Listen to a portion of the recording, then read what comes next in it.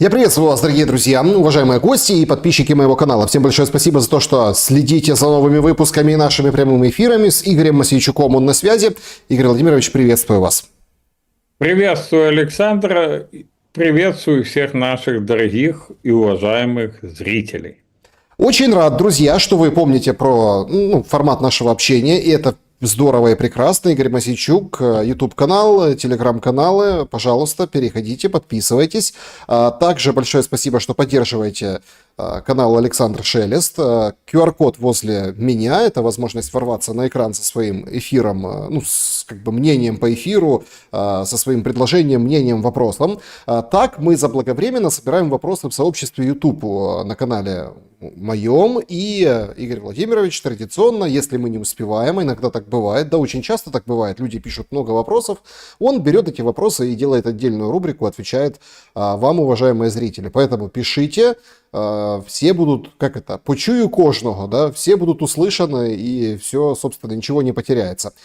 Также клуб зрителей, там есть специальные посты, где в частном телеграм-канале моем, ссылка тоже есть в описании, можно оставить вопросы. Ну и, конечно, чат трансляции присоединится в самом конце, это такая финальная сессия вопросов и ответов, все как всегда, но начнем с нашего сегодняшнего вопроса трансляции. Он такой: почему Зеленский эскалирует именно сейчас? Варианты ответов. Напоследок знает, что дальше уже хана. Провоцирует мощный удар, а сам ездит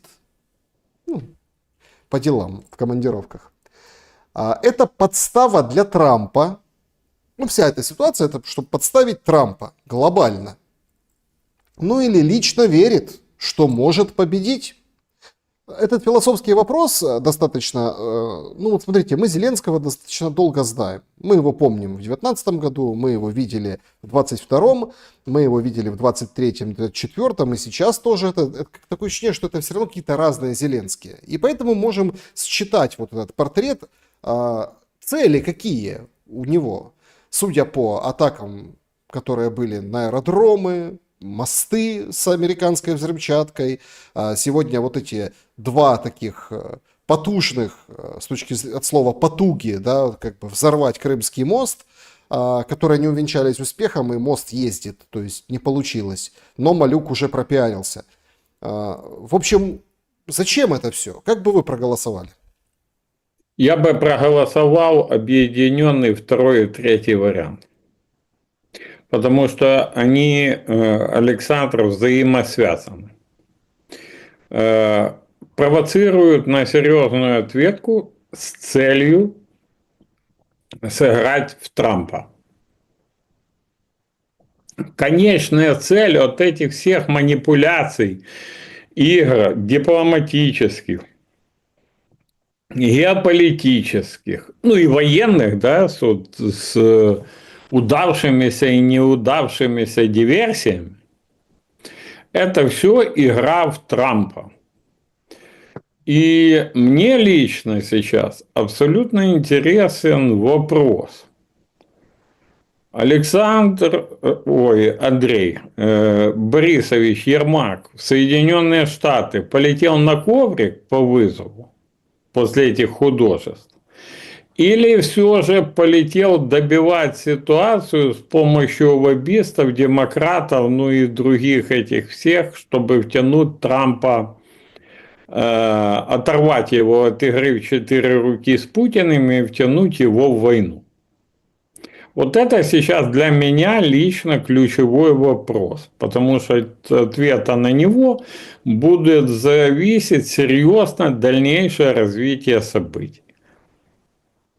Знаете, визит Ермака некоторые называют смотринами, как следующего президента. Материалы в Политико знатные были. Говорят, заказуха какая-то, то ли враги, то ли друзья Ермака подстарались, пролоббировали.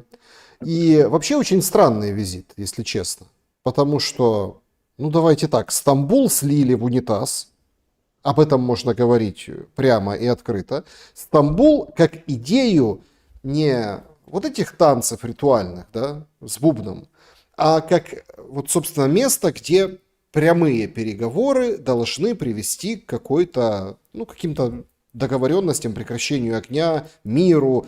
Мы видели меморандумы российские, мы видели меморандумы украинские, они абсолютно противоположные, и такое ощущение, что с ними никто работать не будет. Их просто предъявили, показали. И не собирался. Предъявили, показали и в лес ушли тихонько. И не собирался, Александр, никто работать. Они выписаны таким образом, чтобы ни к одному, ни к другому, ни одна, ни другая сторона подойти, не могли. Смотрите, что касается танцев с бубнами, они будут продолжаться. Сколько еще времени, не знаю, но будут. Те, кто шахматисты, будут пытаться сыграть партию дипломатическую. Те, кто в Чапаева бегает, играет, попытаются в Чапаева еще сыграть, там по самолетикам пострелять или по мосту, неважно. Что касается визита Ермака и Смотрин. Смотрите, я не люблю гадать на кофейной гуще, не имея фактов. Но сегодня один посыл меня заинтересовал. Сегодня массово идет информация в СМИ, и это уже не первая волна, так сказать, в отношении коррупционных действий ближайшего друга, соратника, кошелька семьи Зеленских Тимура Миндича. Я тоже записал видео, думаю, оно публикуется, пока мы с вами будем разговаривать, с кратким анализом. Дело тут в чем? Тимур Миндич, берем 3 эпизода. Первый. Он непосредственно причастен к его компании, к разворовыванию денег. Это открытое мародерство на крови, на строительстве оборонительных сооружений в Харьковской и Сумской области. Сумская область особенно интересна сейчас, да? И сегодня мы слышим военные сначала, а за ними Марьяна Безуглая, народный депутат. А мы понимаем, что то, что в Безуглой на языке, то в Ермака на уме, делают заявление о том, что никаких оборонительных сооружений нету, точнее они есть, но на бумаге, а в реале их нету. Бабки украдены, поэтому эвакуируйтесь. Кстати, я тут поддерживаю всех, кто обращается к сумчанам в отношении эвакуации, всех, у кого есть возможность, постарайтесь выехать. Потому что ситуация обостряется до такой степени. Игорь Владимирович, вы себя слышите? Да. Вы понимаете, какая вообще трагедия разворачивается у нас на глазах? Понимаю. Так То есть что не нам рассказывал Сырский, нам в уши дул Зеленский, причем красиво, смотрите, что Курская операция должна защитить Сумскую область. А теперь, все эвакуируйтесь, спасайтесь, смотрите, кто может. Александр, И сегодняшняя трагедия, прилет по 4 погибших возле колледжа в Сумах, да, среди бела дня. Там ярчайший показатель. Там 19 километров, даже уже может меньше по прямой. Александр, если разрешите, я хотел бы закончить по Миндичу. И вы очень правильно акцентируете внимание, но предупреждать людей надо. Из-за того, что Сырские, Зеленские и же с ними идут на авантюры, а гибнут обычные люди. Притом гибнут в неимоверном количестве. Это, тоже надо сказать. Смотрите, по Миндичу закончу. Кроме этого, оказывается, на границе, а мы понимаем, что на границе просто так у нас тоже никого не ловят, на границе НАБУ задерживает фигуранта уголовного дела, который в 2021 году разворовывал перед самой войной, Харьков обленерго. То есть обленерго, которая сейчас страдает, ну, чуть ли не самое, ну, больше, как можно страдать. Притом разворовывал на миллионы. Контрольный пакет акций этого обленерго принадлежит государству. То есть государство в лице господина Зеленского назначило директора, и они разворовывали, а директор родственник Миндича. И все сходится туда. Я говорю, прячьте Миндича, Владимир Александрович. Вам его на голову оденут. Но не только Миндича, а Курскую авантюру в первую очередь. И тут трагедия страшна, вы абсолютно правы. Но если вернуться к вчерашним событиям в Стамбуле, я не знаю, что там 2 часа тет-а-тет и при главе МЗС Турции сами по себе общались эти Мединский и Умеров, я не знаю о чем. Думаю, договаривались о правилах утилизации украинцев, или я не знаю о чем. Так вот, в Стамбуле прозвучало, что россияне, и это состоится либо сегодня, либо завтра, передадут Украине 6 тысяч тел наших погибших воинов. А по моей информации передадут чуть ли не в 2 раза больше, Александр. Знаете почему? Потому что по тексту Мединского, там, ну, как, по крайней мере, публиковали, там было несколько заявлений, 2 их было от Мединского лично. Сначала, ну, вот там на крыльце, когда все это слышали, да, и записывали, а потом еще было дополнительно, там, в здании, то есть конкретно 2 прямых речи. В одном из них было сказано, что офицеров 6 тысяч, ну, каких-то, то есть не солдат, офицеров. И все так немножко переполошились, подождите, вчера. Офицеров, а солдаты? Ну, в общем, информация, что их может быть больше, таким образом косвенно подтверждается. Смотрите, ну, у мене есть информация, что готовится передача чуть ли не в 2 раза больше людей. На секундочку, это 2 полноценные бригады. Большинство из погибших – это Курская область, это порядка где-то 10 и больше тысяч человек. И теперь возникает вопрос, а я думаю, что это дипломатический ход с передачей односторонним тел и был для этого задуман. Возникает вопрос, а никто не хочет там застрелиться после Курской авантюры, ну и ее последствий. Никто не хочет ответить, ну, словами не поможешь. Вообще ответить никто не хочет. Цели политической не было, мы разбирали с вами не в одном эфире. Кроме пиара, да, какого-то личностного, никакой, ни политической, ни военной вообще не было. Политической, кроме пиара, ну, не было. Я извиняюсь дико. Если удар по самолетам приблизительно имел те же цели, да, политические, то там люди не погибли, наши украинские воины, и это самое. Потратили деньги на дроны, сожгли, попиарились, там, подняли боевой дух, правильно? Все. А тут положили минимум 2 бригады. И это самое. Теперь еще по этому ключевой момент.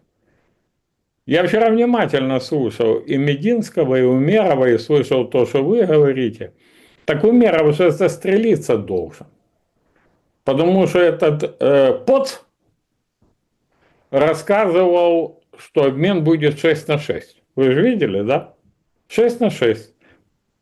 Я хочу, чтобы показали 6 тысяч тел российских военнослужащих, которые передаются. Если их будет не 6, а 100 или 106, то Умеров должен застрелиться, потому что он допустил, как министр обороны, потерю разрыв в потерях. А еще и наврал, ну, вчера, всем в глаза, просто взял, наврал. Как я уже не раз говорил, ну, это даже не вранье, это плювок. Вот подобные вещи с ложью, которую постоянно мы слышим от Зеленского, от Сырского, от Умерова, от Генштаба, да, это плевок на могилы погибших, на память о погибших. Потом они же нам рассказывали 30 тысяч, 40, спорили, вы помните, да? Потом выходят эксперты, притом эксперты международники, признанные, потом выходят представители омбудсмена, ну, следом за экспертами, и говорят, зарегистрировано 400 тысяч плюс-минус пропавших без вести. Ну, мы ж не лохи с Демеевского рынка. Мы прекрасно понимаем, что пропавших без вести такого количества нету. Это эти утырки зеленые зашифровали под этим людей погибших, в том числе людей, чьи тела передадут, чтобы предать родной земле. С мором. Вы понимаете уровень цинизма? Нет, уровень цинизма будет, знаете, когда? Когда этим людям не заплатят положенные 15 миллионов. Это отдельная история, которая будет обязательно тоже играть свою роль в этой, ну, это трагедия трагедии, грубо говоря. Самое главное другое, Александр, ответственность. Хоть кто-то, хоть какой-то пингвин в форме понесет, понимаете, который отдавал приказы входить, расчерчивал под указанием Зеленского карты. Вот эти все зеленые гниды, которые в форме и без формы причастны к Курской авантюре, к гибели такого количества, бесцельной, как мы выяснили, гибели, и к последствиям, которые мы сегодня имеем, когда враг за 18 километров от Сум, когда удар по административному центру, тут тоже надо обратиться к зрителям, кто там в Сумской, Черниговской области, Харьковской, ну, близлежащих. Друзья, вы когда идете за административными услугами или еще куда-то, постарайтесь, во-первых, сейчас минимализировать подобные походы. Во-вторых, не идти во времена пик, когда там много людей. Удар был сегодня нанесен по центру Сум, в административный квартал. Такие кварталы есть практически в каждом нашем областном центре. По Харькову такие удары были в начале, еще в 2022 году. Вот прилетело по Сумам. Россияне оправдывают это ударом, потому что там здание нацполиции, здание службы безопасности, здание там военного училища. Так у нас в каждом городе так, плюс-минус, да, военная администрация. Уважаемые граждане, друзья, подумайте, война выходит на новый уровень и новый пик. Он может быть как сильно заостренным и падение, и обвал, так может и затянуться. Поэтому и по эвакуации, и по перемещению надо трижды думать, потому что угрозы будут только возрастать, учитывая поднятие ставок, которое идет с обоих сторон конфликта. И Александр очень правильно акцентировал, и это подтверждает тезисы, которые я до этого говорил. Мир не видят ни в Москве, мир не видят абсолютно в Киеве. Принесли два меморандума, которые хорошо читать только им самим. Но перед этим 2 часа о чем-то терли. Так о чем? Ну вот просто, вот тут Ну, же, я понимаете, бы... нам же как подали? Они терли, если бы не перетерли 2,5 часа, то ничего бы и не было. Ну, нам так А что преподнесли. было? У меня вопрос. А что было? Это чисто вот как по-одесски, да? А что Нет, ну было? подождите, обмен пленных, обмен молодыми Подожди. солдатами, опять-таки вот эти тела. Александр, было 3 гуманитарных вопроса, согласование которых заняло в лучшем случае 10 минут. Я повторюсь, мы не лохи с Демеевского рынка. Не надо нам килограммами вешать эту мивину. Были и есть закулисные договоренности. Мое личное мнение, по крайней мере, ну, на вот эту минуту, Александр, что эти договоренности касались правил ведения войны. Какие-то правила обсуждались, возможно, тоже перемирие. Потому что Зеленский выскочил, там, прокричал «идиоты», да? Спрятался, а военные ответа, ну, не дали. И переговорная группа официального это Нет, не дала. подождите, это вот все-таки очень важный момент. Это очень важный момент. Значит, в рамках вот этого, давайте так, максимально цинично и так вот критично посмотрим на эту историю. Для того, чтобы Стамбул собирать, да, ну, извините, есть координационные штабы, обмены происходили и до, Конечно. чуть крупнее, чуть побольше. Эти же при полномочиях, эти же координационные штабы, вот эти обмены, о которых сегодня объявили, ну, вчера объявили в Стамбуле, решили вообще как 2 пальца, понимаете? То есть Конечно. Но сразу. они сейчас отодвинуты вообще от темы. Вот, то есть это не тема Стамбул. Дальше. История с тем, что а давайте делать, то есть Украина предлагает прекращение огня. Россия тоже предлагает прекращение огня. Говорят, что там 2 варианта. Вариант первый — это когда ВСУ отходят с их вот этих территорий, которые они внесли в Конституцию всех. Административная граница области, и Запорожье в том числе. Вот они отходят, прекращение огня на этот период. Или там, там уже интересно, понимаете, во втором пункте пакетное предложение у них называется. А там вот это все как положено. И русский язык официальный, и церковь не трогайте, и, собственно... Не-не, Александр, не, вы немного путаете. Смотрите, вот эта вот история, которую вы говорите о языке, о церкви, о гуманитарных, внеблоковых, да, ну и других статусах, эта история выписана в первой части, ну, так называемого Нет, меморандума. вторая Да. часть, Ну, вторая часть. откройте, Вторая пожалуйста. часть, вторая часть. Откройте, пожалуйста, Вторая сейчас. часть. Ну, смотрите, ну давайте... Александр, откройте и покажите во второй части языковой вопрос.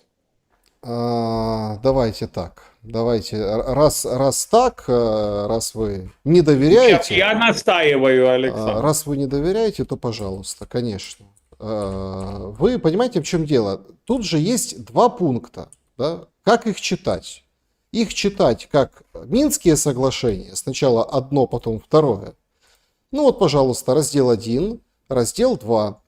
Амнистия, отмена военного положения, центр мониторинга, понятно, зарубежных поставок, участие иностранных специалистов, объявление о проведении выборов президента, подписание соглашения об использовании положений, содержащихся в разделе 1.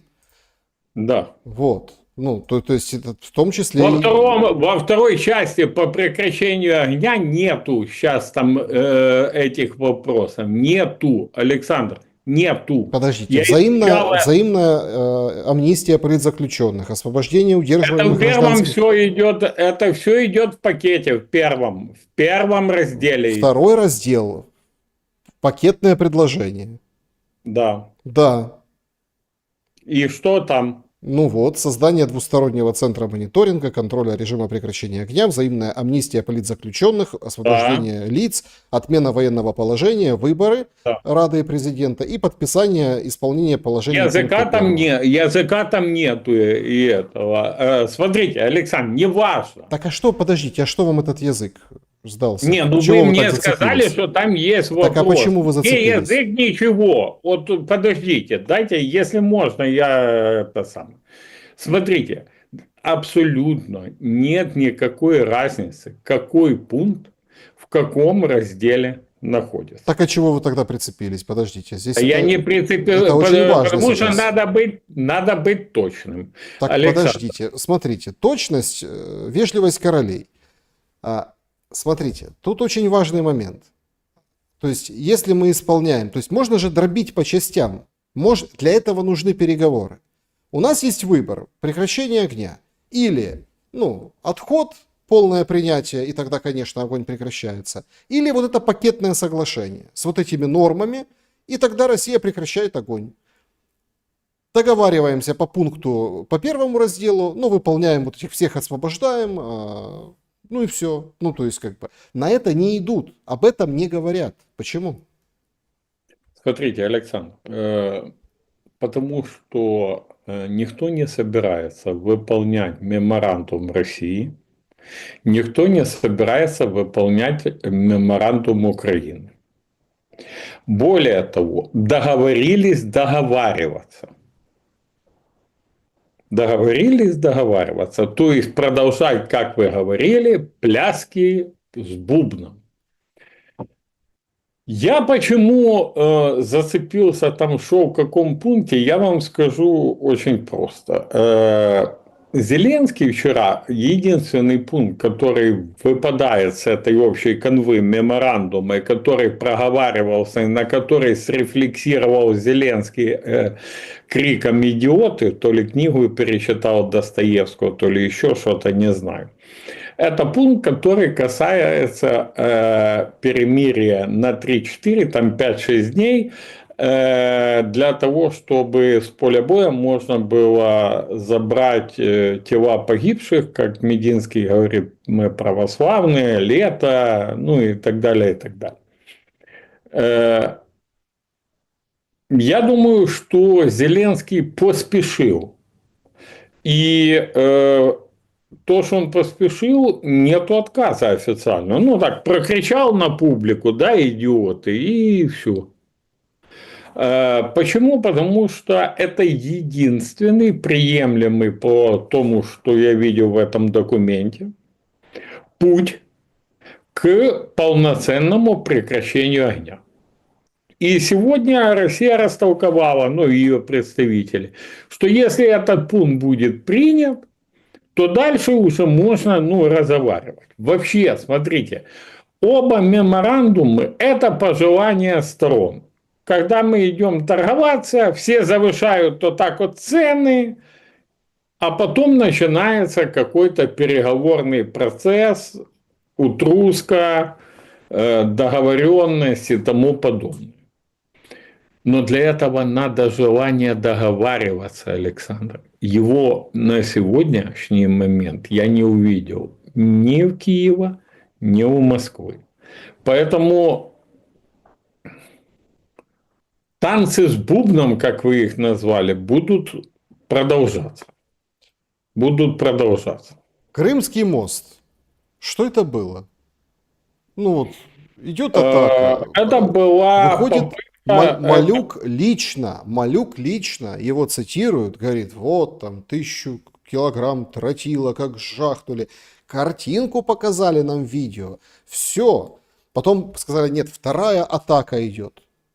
Ну вот, сейчас прямой эфир. Не знаю, будет ли третья атака за сегодняшний день. Но все ездят, сообщают непосредственно с Послушайте, Крыма. даже если упадет Крымский мост, даже если этому сейчас будут аплодировать все, кто только хочет, от этого, к сожалению, не поменяется ситуация на фронте.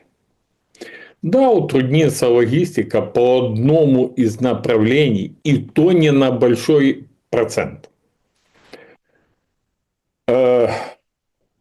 Смотрите, по уничтожению самолетов стратегической авиации.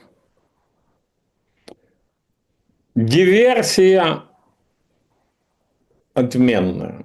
Самые высшие оценки даже военных специалистов российских. Понимаете, да? То есть у меня вопрос, результат какой? На фронт, Да.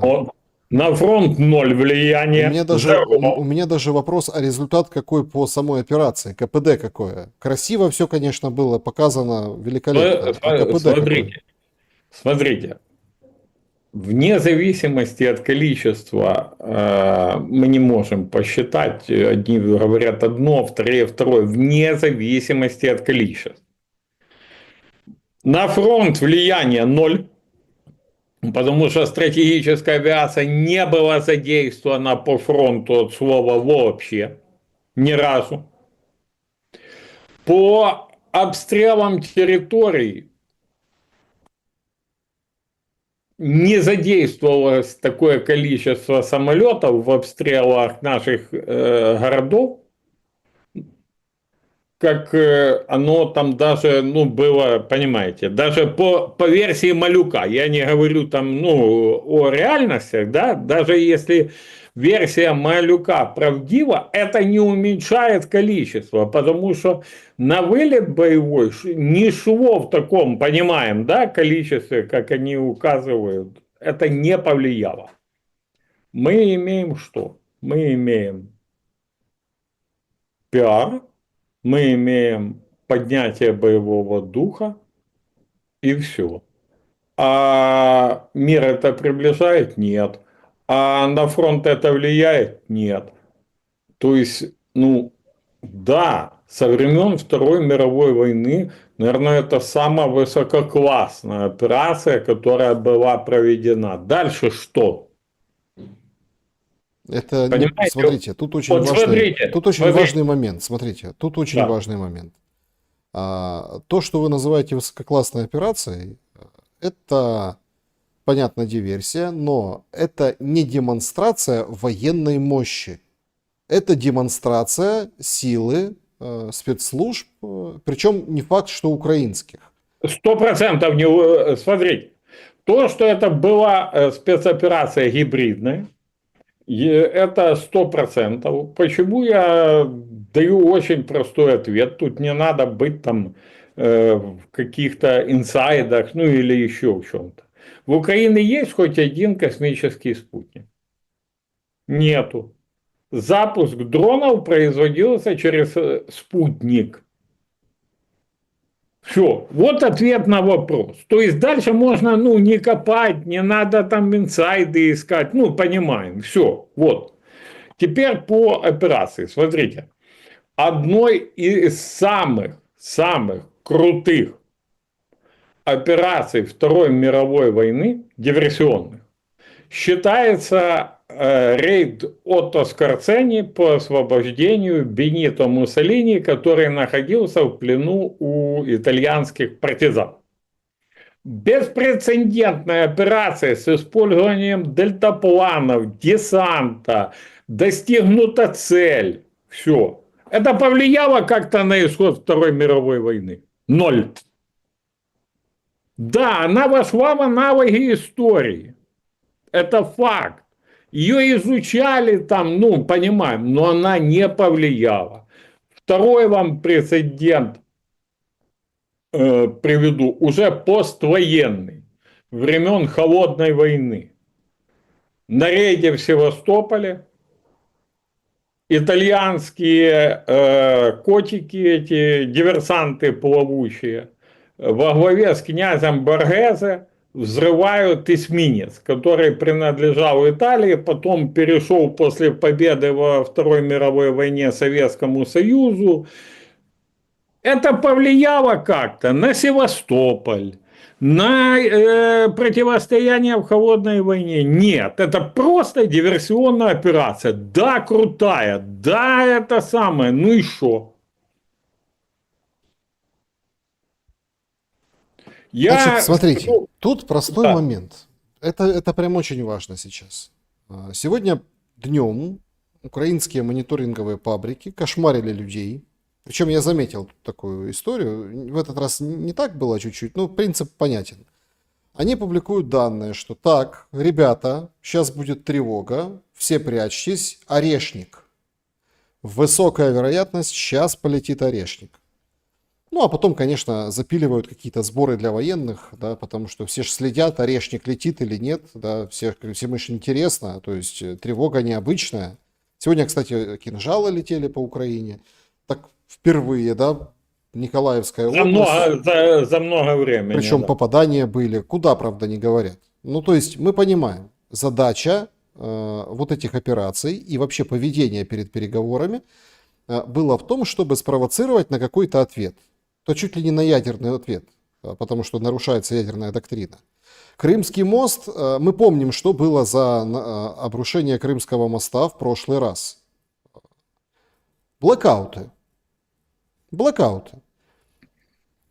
Какой будет ответ со стороны России? Что вы думаете по этому поводу? Смотрите, ну, прежде всего, Александра, вы подметили очень правильно. Я, с вашего разрешения, уйду чуть в сторону, потом отвечу на ваш вопрос. Вы очень четко подметили ситуацию, которую создают мониторинговые паблики. Смотрите, мониторинговые паблики, которые находятся под контролем, управлением спецслужб, разведки, которые дают часто правдивую информацию. Последние 2 дня, даже 3, занимаются, ну да, как бы культурнее сказать, так, дрочиловым каким-то. Людей это самое просто, ну вы понимаете, гоняют. А параллельно аферисты, которые выдают себя за волонтеров. А давайте по 100 гривен, а давайте мы там 10 миллионов, 20, 30, 40. Я хочу обратить внимание всех. Внимание, друзья, вы перечисляете 100 гривен этим господам. Посмотрите, на какой банк, счет в банке. Банка в банке в каком? В Монобанке. Там Который, такой сбор, вы что? 70 конечно, миллионов на дроны для защиты от дронов городов. да, смотрите, Это последнее. да, Монобанк. Вот мы же говорили с Александром о Тимуре Миндиче. Вот Тимур Миндич один из главных бенефициаров этого банка. А этот Гороховский – это шут гороховый, фунт, который разыгрывает вместе с Терненко-мелоченами, перед нами ломает комедию. Но самое интересное не в этом. Смотрите, в стране дыра в бюджете. 300 миллиардов. Нам рассказывают депутаты, министры, ну все, да? Дыра. Банк, к которому непосредственное отношение имеют друзья президента, братья Шефиры, Тимур Минтич, которого мы не в суе сегодня не раз вспоминали, сам Владимир Александрович с супругой. Шут Горохов и Гороховский выводят этот банк с разрешения антимонопольного комитета на Кипр. И теперь налоги будет платить на Кипре. То есть вы перечисляете деньги в банк, который на Кипре. Друзья, внимание, вы перечисляете деньги в банк, который на Кипре. И налоги платит на Кипре. А разрешил это все сделать ставленник Владимира Зеленского, Паша Малинка или Паша 15%. Павел Кириленко, который возглавлял до этого Донецкую военную администрацию, пилил 15% со всего откаты брал, теперь сидит в антимонопольном комитете. Хотите самый большой банк страны на Кипр? Берите. Да чего уж там, берите на Кипр, переносите, вы же друзья президента, друзья Зеленского. Вам можно на Кипр. Вот и все. То есть вы сбрасываетесь деньгами на Кипр. Я вот обращаюсь ко всем зрителям, друзьям это расскажите, знакомым, близким. Не верите Мосейчуку? Откройте, посмотрите, где банк, как банк, бенефициары банка. Более того, я в 20 какой-то раз обращаюсь к РНБО, ну, они же вводят санкции там на вас, Александр, на меня, там, на кучу людей. Также введены санкции против Игоря Валерьевича Коломойского. Мы знаем, там их несколько раз против него вводили. Вводили на то, на это, на 20-е, ну, на все, что только можно. У меня вопрос. А почему не арестованы деньги Коломойского в Монобанке? Что ж такое? Чем Монобанк отличается? Сегодня, вдумайтесь, сегодня зеленые гниды, которые заседают в парламенте, в первом чтении приняли закон о детях врагов народа. Вы видели, Александр? Я так его и называю. Это закон о детях врагов народа. Вот мы с вами враги народа. Если наш ребенок карточкой купит нам с вами билет на поезд, против Пирожок, него... Игорь Владимирович, пирожок. Да, не, пирожок, супруга пойдет, мясо на котлеты купит. Против них будут возбуждены уголовные дела. Понимаете? Вдумайтесь. 37-й... 10 лет. 10 лет. 10 лет. 10 лет. Я когда вот это вот читал, у меня этот самый музыка играла, ну, в голове. ДДТ. Черный ворон у соседних ворот. Прям родина. Еду я на родину, а она уродина. Как о нас, понимаете? Говорили, это же Россия. А тут хоп, оказывается, нет, тут то же самое. Понимаете, вот и все. Поэтому... Так а зачем это? Ну, смотрите, я просто немножко это не врубился в этот закон, если правда. Там, в общем, если до 150 тысяч гривен, там, то это штраф, а потом... Это тебя накажут, в угол отведут и тому подобное.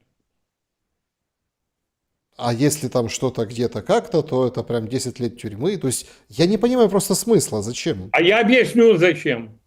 Чтобы если вам билет на самолет супруга покупает, или на поезд, или еще, или там слишком много там продуктов вы решили купить, друзей собрать на день рождения, то на супругу уголовное дело.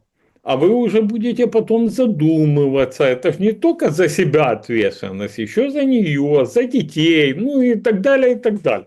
То есть создать невыносимую жизнь. Это как создавали, как появились дети врагов народа. Ну, не все ломались системой.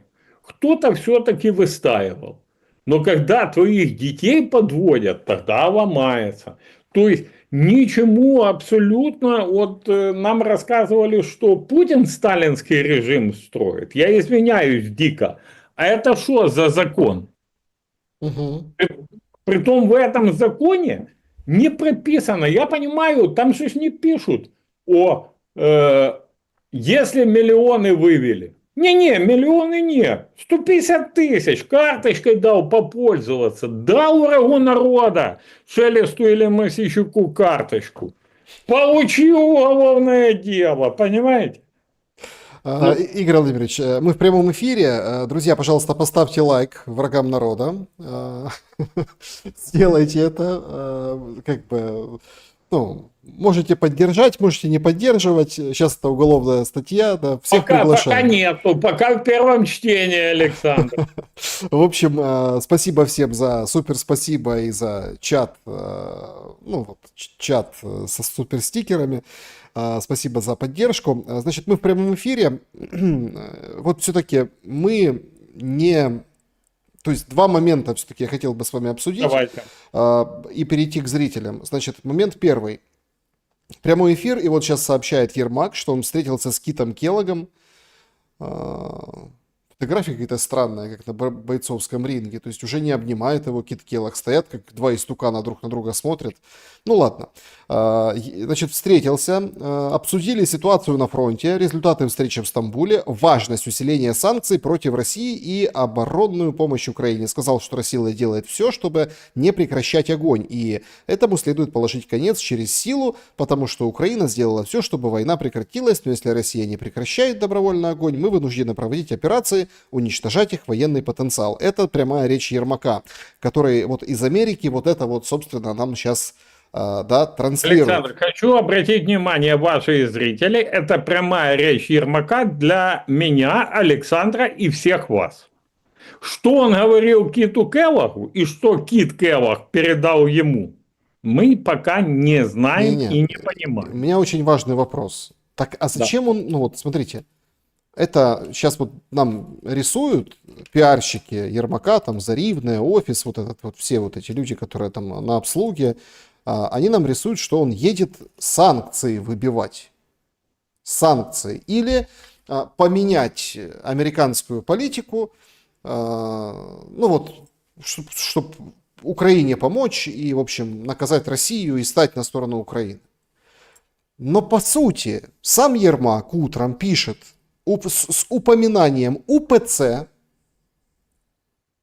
с упоминанием зерновой, господи, ресурсной сделки, которая Железняк пытался сунуться, мол, покажите, за что мы проголосовали, а ему сказали, ой, нет, секрет, это тайна, война нынче. Вот это вот он как бы упоминал, когда еще по дороге. Так зачем туда Ермак едет, как вам кажется? Смотрите, Александр, я скажу вам так. Я не исключаю, что прорабатывается ситуация, при которой хотят сохранить режим, диктаторский режим зеленых гнид в стране, дать его перезагрузить каким-то образом, либо с сохранением Зеленского, либо с заменой Зеленского на того же Ермака, о чем, да, пошли слухи, ну, в последнее время. А главное, режим сохранить. Команды, людей, прикормленных, зелененьких, таких гнедотных, ну, все как положено. Пойдут ли на это американцы? Я думаю, большой процент, что навряд ли. Потому что это и полет это для того, чтобы через них попытаться это согласовать с Кремлем. Потому что если не согласовать это с Кремлем, то эта конструкция не рабочая, не живая, и она не будет это самое реализована. Но я вам скажу свое личное мнение. Я, знаете, под впечатлением танцев с бубнами вчерашних, двух меморандумов, высказываний всех и вся о вчерашнем дне и двухчасовых разговоров Мединского и с Рустемом Умеровым, я под впечатлением утром начал перечитывать книгу Александра. Вот она. Это воспоминания Карла Густава Маннергейма. Они очень актуальны, как по мне, для нынешней ситуации в Украине. Единственное, у нас это Маннергейма нету. И у нас, если не убрать вот эту шайку-лейку зеленых гнид, то людей с государственным мышлением там нету. Так, смотрите, тут же, погодите, тут, а убрать ради чего? А я вот, смотрите, вот многие же говорят, ты там критикуешь, ничего не предлагаешь. Я ж не зря вспомнил Маннергейма. Дело в том, что этот российский генерал лейб-гвардии, его императорское величество, шведский барон, который финский язык выучил в последние годы жизни, он свою жизнь поклал на алтарь Финляндии. И по факту считается сейчас отцом финляндской независимости, государственности и тому подобное. Он всю свою жизнь воевал с Советской Россией. Ну, не всю, но большую часть сознательной жизни. 2 войны. В одной отстоял часть территорий, во второй, будучи, внимание, союзником нацистской Германии, освободил все земли, которые считались финскими, но потом, когда началось контрнаступление советских войск, потерял Карелию, Выборг. И в 1944 году пришел к пониманию, что если сейчас, в удобный момент, с помощью удобных переговорщиков он не заключит союз, мирный договор фактически, и какой-то союз там завуалированный с Москвой, то потеряет государственность Финляндии и жизнь многих и многих финнов. И он заключил этот союз в 1944 году. Александр, после этого он вел еще одну войну в Лапландии. Он интернировал оттуда, по факту выгонял немцев. По договору, который был заключен в 1944 году. Мой Ну, план то, как он воевал за немцев, все как бы умалчивают. Понятно. Не, воевал, я сказал, воевал с немцами. До 1944 года, подождите, я сказал, он союзником был. Смотрите. Он союзником нацистской Германии. Я не вас. Подождите. Это не к вам. Смотрите. Нас интересует другой момент. У Зеленского, вот вы приводите историческую... Я почему Я вернулся? не для Зеленского провожу. Зеленского нету даже вот сколько от Маннергейма. Так нет никого. Нет людей и фигур, как Маннергейм. И главное, даже не в людях дело. Нет возможности сейчас развернуться у Зеленского никуда. А Зеленский не развернется. Смотрите, без смещения диктаторского режима Зеленского и его зеленых гнид ничего не будет. Так подождите, вы смещаете режим Зеленского, вы агент Кремля. Послушайте, по их логике Карл Густав Маннергейм был агентом Кремля, потому что он с Кремлем в 1944-м договор заключил. Сначала воевал против них вместе с нацистами, как вы правильно сказали, понимаете? Потом заключил договор, интернировал немцев и спас Финляндию. Еще и сделал ее мостиком во время холодной войны между советским лагерем, вы помните, да, и западным. Понимаете? Поэтому тут вопрос в другом. Готово ли общество, украинское общество, к смещению Зеленского и его клики «Зеленый гнид»? Готовы ли додавить парламент, чтобы в конституционный способ создать адекватное правительство, которое пойдет на соглашение? Маннергейм шел на тяжелое соглашение для финнов. Они отказались от Карелии и Выборга. Ну, подождите, понимаете? Меморандум россиян в Стамбуле. Как вы оцениваете? Это нечто похожее? Это площадка для переговоров. Не, меморандум, который предлагает Россия в Стамбуле. Площадка для переговоров. Это не, меморандум. Вот это Маннергейм подписал бы этот меморандум? Смотрите, я думаю, что они торговались, и я думаю, что они что-то выторговали. Думаю, что-то незначительное, но они подписали потерю территорий. Александр, они подписали потерю территорий. Я привел Маннергейма не просто так. Я именно из-за этого и привел, вы понимаете, да? Они подписали отказ от территорий. Они потеряли Карелию и Выборг. они согласились с нейтральным статусом и пребывали в нем вплоть до развала Советского Союза и российской агрессии сейчас против Украины. Игорь Владимирович, еще один вопрос, который я хотел бы задать. Да. Я не буду юлить там долго намеками, полунамеками. Зачем пиарят Малюка? Сегодняшний эпизод с Крымским мостом — это такая штанга, о которой надо задуматься.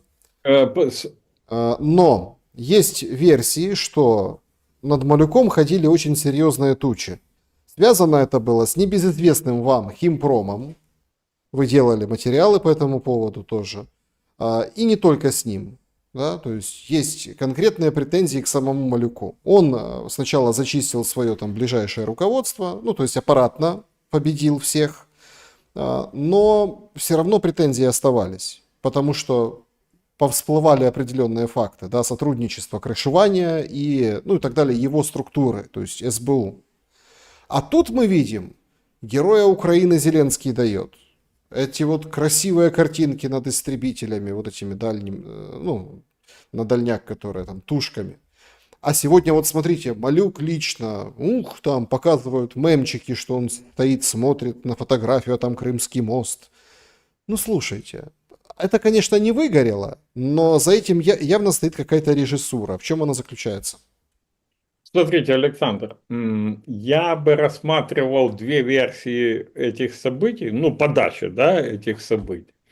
А возможно, я бы их даже и объединил. То есть одна не исключает другую, понимаем, да? Так вот, первая версия – это серьезный ход в ментовской войне. То все, о чем вы говорите, это ментовские войны, это и ужин с сумкой фру-фру, и вывозка Марницкого, и зачистка химпрома, и аппаратные, ну, войны. То есть это все комплекс. Это комплекс ментовских войн. И, естественно, сейчас на волне вот этих всех событий Малюк одерживает победу. Но я бы обратил внимание зрителя еще на один момент. Этот момент может быть в спарке с первым, а может идти, ну, как отдельный. Кирилл Буданов оказался очень и очень в тени. А буквально, по моей информации, месяц как политолог Золотарев вместе с господином Усовым, который является рупором Главного управления разведки, начали строительство сетки под будущую партию Кирилла Буданова. О боже. То есть, Александр, вы понимаете, да? Ровно вчера был Золотарев, надо у него было спросить. Это не тот Золотарев. Не тот Золотарев? Не-не-не. Это Золотарев, который пару создавал с Усовым. Угу. Этот самый, смотрите, это может быть и комбинированная, ну, история, и одна, другая отдельно. Понимаете, история ментовских войн во время войны – это отдельный сериал. Это, ну, это может переплюнуть и ментовские войны, и ликвидацию вместе взятую, и так далее, и так далее. Тут и убийства заказные, и стрелки, и воры, и менты, и контрразведка, и СБУшники, и рейды, и, ну, то есть, ну, честно говоря, Голливуд отдыхает.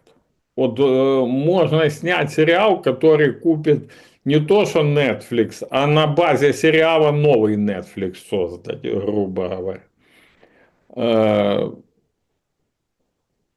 Аппаратные игры, интриги,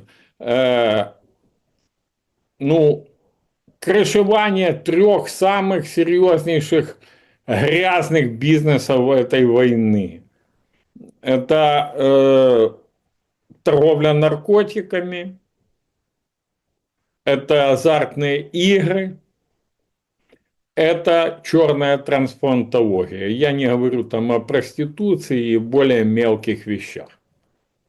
Понимаете, то есть это, ну, тут не то, что час эфира, тут можно говорить, снимать, показывать документы, Гогиашвили, морда лица, Мария Левченко, кабинет президента, ПИНАП, телефон Зодько, то есть, ну, я честно говорю, вот если нас смотрит какой-то современный Борис Акунин, то садитесь писать сценарий. Я готов выступить консультантом и предоставить даже документы по многим-многим эпизодам. Да, друзья, значит, давайте подведем итоги нашего. Все равно непонятно, зачем пиар Малюку вот такого рода и провал операции по Либо для Крымскому. победы в ментовских войнах, либо еще и политическая игра. Ну, потому что, смотрите, сегодня же это же антипиар. Они показали взрывы, а мост стоит. Хотя второй раз уже попытались кого-то отправить. А тут раз показали, как... Это ведь тоже вдуматься. Беспилотник российский летит и уничтожает беспилотник надводный. О как, понимаете, война какая стала. И это показали россияне, что нейтрализовали. Летит российский беспилотник в сторону Киева, летит, Александр, хоп, подлетает к Киеву, подумал, развернулся. Як шарахнул в арку укрытия Чернобыльской АЭС. И что ж это было? Ну и так тоже было. Подведем итоги. Почему Зеленский эскалирует именно сейчас? 15% подставляет Трампа и 15% лично верит, что может победить. Больше 10 тысяч голосов мы получили, ну, чтобы было понятно считать. И вот мнения разделились. 33% напоследок знает, что дальше уже хана. Или 36% это победитель, но отрыв небольшой, провоцирует мощный удар, а сам ездит пока, ну, собственно, пока ездит по командировкам, то есть президент на то есть выезде. то, что я говорил в комплексе, где-то плюс-минус эти два вопроса и побеждают. Так оно и получилось, но... Но это страшные вещи, которые говорят о том, что страна в руках зеленых террористов. Так и делать что? Все равно непонятно. Сносить диктатуру и формировать правительство, которое спасет страну, остановит войну, принесет мир, которое готово будет на тяжелое решение, которое будет действовать так, как действовал Маннергейм, исходя из национальных интересов государства, которым руководил, и народа, которым руководил, который не побоялся отказаться от территорий, не побоялся выдворить нахрен союзников, с которыми воевал и побеждал. Побеждал же, ну, на самом деле, да, на определенном этапе войны. Но потом понял, что его может ждать потеря его страны, государственности. Он не личное поставил. Ну, что он? Он мог спокойно сесть, уплыть в Аргентину, да, там, или еще куда. А он в 1946 году, после Второй мировой, был избран президентом Финляндии, на секундочку. Игорь Ильич, не хочу, просто не тема нашего разговора. Маннергейм не мой герой, если кто-то, друзья, поддерживает. Смотрите, Александра, я не ищу героя для себя. Я ищу исторические примеры, как можно пожертвовать личным, как можно пожертвовать даже частью территории ради того, чтобы спасти страну и спасти народ. Вот в этом плане я ищу. А герой для кого-то, не герой. Для меня это пример того, как можно поступить. Вот он. Да, давайте к вопросам. Игорь Владимирович, режим Блиц, пожалуйста, Так. коротко, потому что, ну, нужно пройти как можно больше людей из сообщества YouTube. Пожалуй, начнем. А, Известный блогер Подоляка, не Подоляк, сегодня весь день просит не верить сообщениям из Сум. Что там такого случилось, пишет пользователь. Ну, я говорю, ракета ударила в административный центр Сум, то есть не было попаданий в здание, но рядом с административными зданиями, как во всех областных центрах, как правило, большинство всех административных зданий находятся, если не в непосредственной близости, то в одном квартале. Поэтому вот был прилет в административный центр Сум. Там есть погибшие гражданские, есть дети раненые.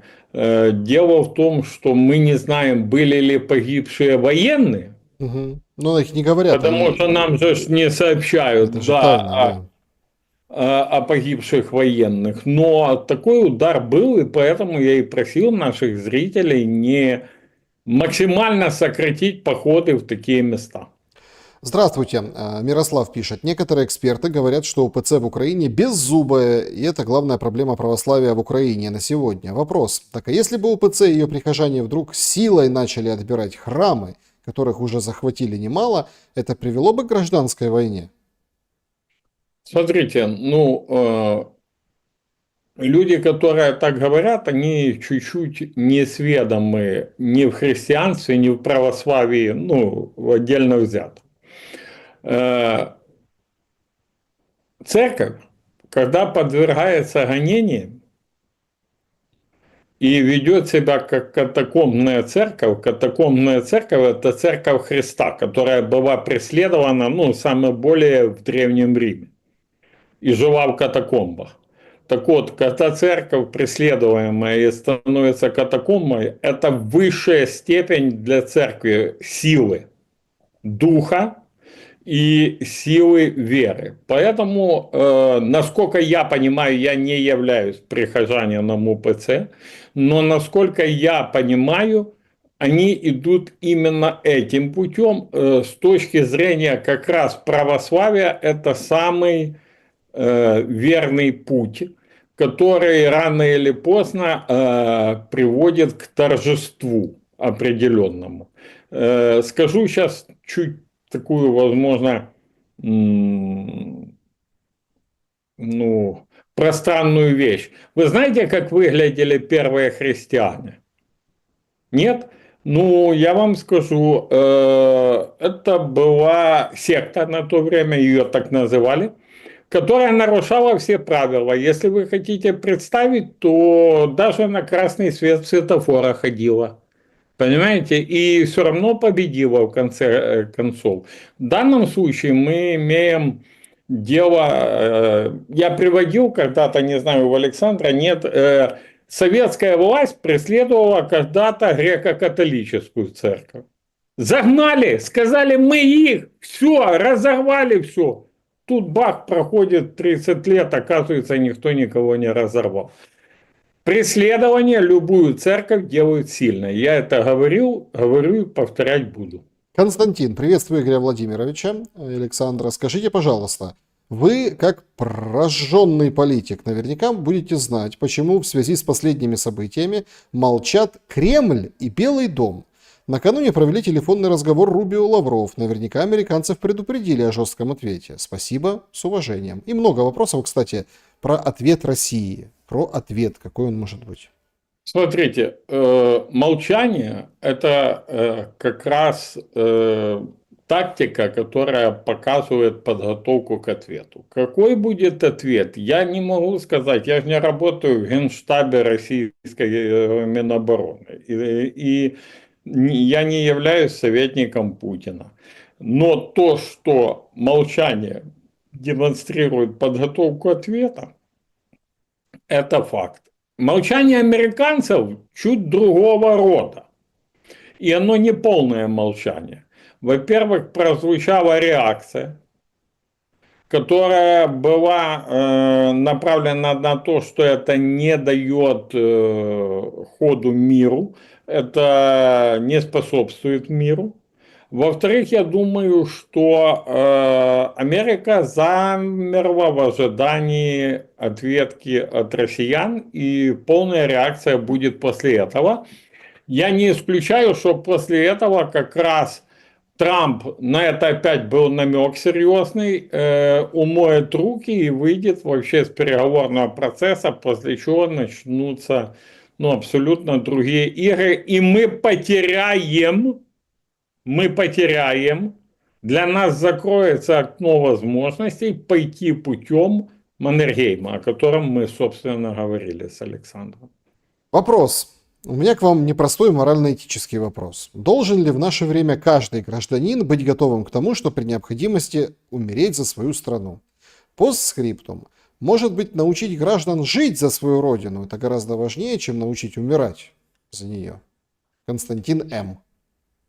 Смотрите, вот эта вот логика, которую я это слышал там на полигоне, да, заушный в Британии рассказывал, вы должны быть готовы умереть за свою страну, будущим офицерам говорил, да, я скажу нет.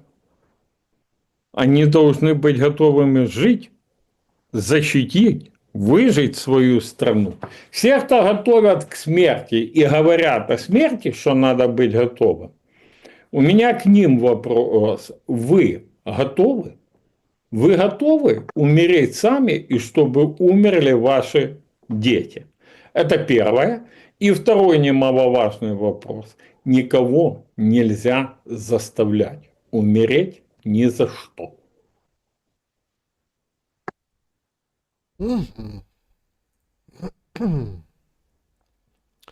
Здравствуйте, Александр Игорь Владимирович. Анна пишет. Недавно узнала, что в 2008 году Запад подталкивал Виктора Ющенко вступить в военный конфликт между Грузией и Россией на стороне Грузии. Он отказался участвовать в кровавых западных интригах и уберег страну. Это стоило в дальнейшем потери власти. Можете вы подтвердить или опровергнуть это? Спасибо. Я уже рассказывал у Александра другую историю, что в 2005 году дипломатическими стараниями ряда российских дипломатов, а именно Виктора Черномырдина покойно, и стараниями украинских дипломатов во главе с Виктором Андреевичем Ющенком, была война между Украиной и Россией, и удалось ее избежать, и началось очень даже плодотворное экономическое сотрудничество. В 2008 году было обострение, было втягивание, удалось удержаться от этой авантюры, потому что это была бы авантюра, по моему мнению.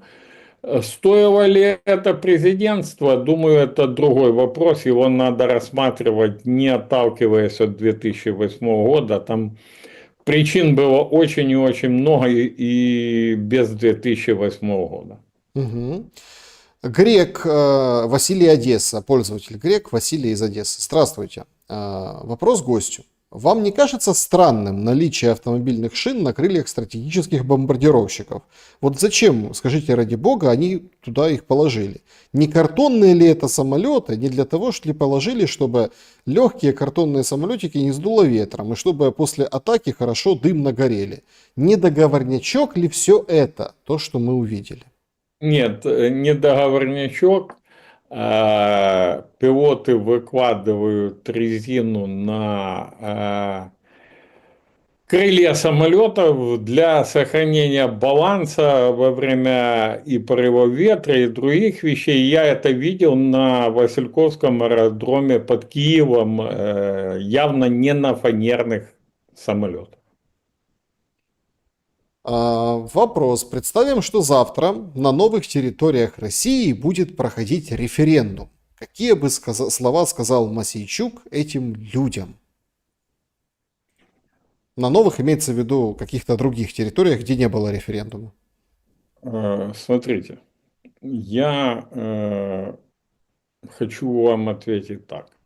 Мосейчук не сказал бы ничего, потому что нельзя сказать людям, которые находятся на оккупированных территориях, какие-то адекватные слова. Сказать там, вы там негодяи, предатели, если будете голосовать, это ни к чему не приведет. Сказать, не голосуйте, это тоже не приведет. Сказать, голосуйте против, ну, все понимают, как что проходит. Поэтому я бы не говорил ничего. Я хочу сказать другое. Если мы говорим о территориях, о людях, о страданиях, у меня был разговор, я рассказывал как-то с одним уважаемым человеком, который был в руководстве страны много лет раньше, и он согласился со мной, что надо идти на серьезные переговоры, на серьезный разговор. Говорит, только как же это все народу переступить, как это воспринять, как воспринять тот же путь Маннергейма, да, народу, такие потери, такие, сколько убитых, вот сейчас, ну, вернут с холодильных камер. А я ответил и скажу вам сейчас, друзья, все очень просто. Все очень просто. Надо накладывать пластыри на раны, жгуты, бинты, обрабатывать антисептиком и время. Только время может залечить раны. Не будет ничего. И любые слова, которые прозвучат по поводу там, наших же людей на оккупированных территориях, на каких-то там референдумах, голосованиях и тому подобное, это будет только раздирание, ятрить раны, так сказать, а никак не заживливать их. С чат-трансляции Кредеит вопрос. Как вы считаете, с учетом постзнания, Боннефтик лучше бы втик? Смотрите, да, потому что это абсолютно не сопряжено втик, венчин и втик, абсолютно не повлияло бы на ситуацию на земле, на ситуацию с сопротивлением российским войскам. Это абсолютно не повлияло бы. Но это повлияло бы на первые переговоры, которые в Беларуси происходили. И точно повлияло бы на переговоры в Стамбуле первые. Да, ну здесь чат пишет, что был удар по колледжу СБУ, а там что-то зенитное на дорогу прилетело. Ну, понятно, тут уже сразу как бы, да, реакции. Реакции, как говорится. Разного рода реакции, версии. Война. Версий будет много. Red Monkey. Вопрос. Зачем вы ударили Семенченко тростью в прямом эфире? Отвечаю. Помните? Семенченко сказал непотребные вещи о моей погибшей помощнице.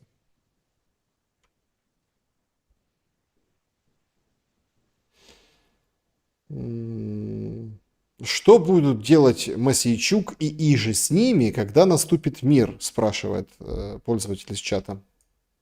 Мосейчук будет заниматься своим любимым делом. Журналистскими расследованиями. Писать статьи. Игорь, Наталья Манченко. Игорь Владимирович, если вы думаете, если бы была ядерная бомба у Украины, зеленые воспользовались бы ей, и когда бы воспользовались, при каких обстоятельствах? Даю вам ответ. В Украине есть ядерная бомба в виде ядерных станций. И, как известно, зеленые утырки обсуждали возможность в случае, если будут проигрывать войну на поле боя, нанести по ним удары. Значит, ну давайте еще вот такой вопрос. Значит, про раны здесь понятно, которые бередить. Джокер разыграл карту Украины или у него есть козырь в рукаве? Задает вопрос. Давайте вот на этом завершим наш сегодняшний эфир, потому что, вот честно, нет, ну блефовать можно, ну а дальше что?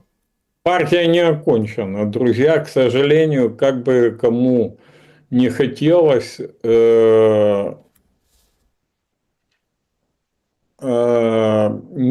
карточный стол не пуст, игра не окончена.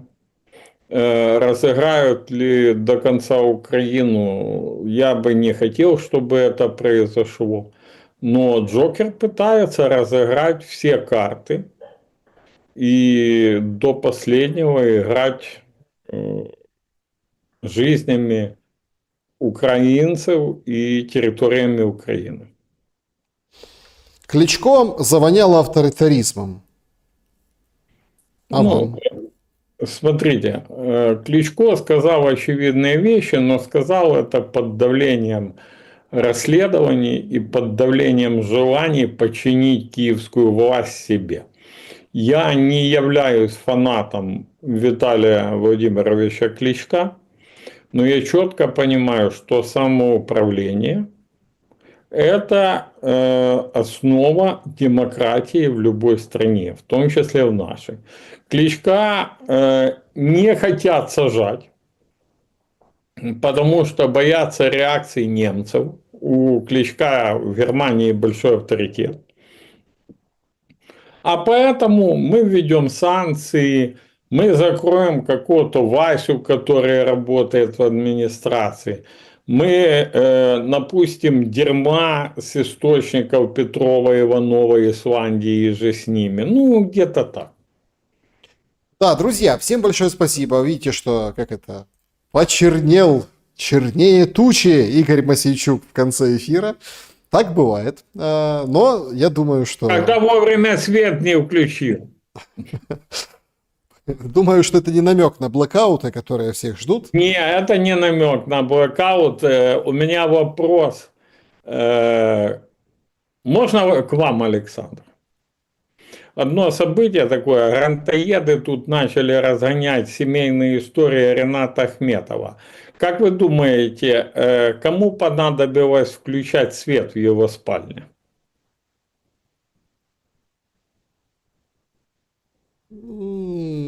Формулировка вопроса хорошая, но мне кажется, что это какая-то очень внутренняя игра. Это Что это не связано... не, она связанная с политикой, но это внутренняя игра банковой. Это все, смотрите, мне кажется, опять-таки, ну, может быть, вы немножко больше узнаете немножко дальше, мы там увидим какие-то более-менее уже такие очевидные проявления. Это все крутится вокруг партии Юго-Востока, о которой говорили в контексте убийства Портнова, которую сейчас там под разным соусом обсуждают, а что это будет. Это все отсюда. Потому что если вы хотели бы хлопнуть, ну или там, допустим, да, за что-то Ахметова, то у него есть гораздо большие грехи и гораздо там скандальнее вещи, а не вот эта вот история, что там двое детей, женщина, в общем, ну это так. Это вот именно такая политическая история. Причем, наверное, этажи банковой соревнуются. Видимо, просто есть назначенный банковой как бы кандидат, такой прикрученной оппозиции уже, привинченной, а всех остальных, чтобы голову не подымали, кого-то под компроматик, кого-то под пулю. Спасибо, Александр. Да, друзья, всем большое спасибо, что посмотрели этот прямой эфир. Берегите себя и друг друга. Увидимся обязательно. Добра и света, а не как сейчас у Игоря Владимировича. Увидимся.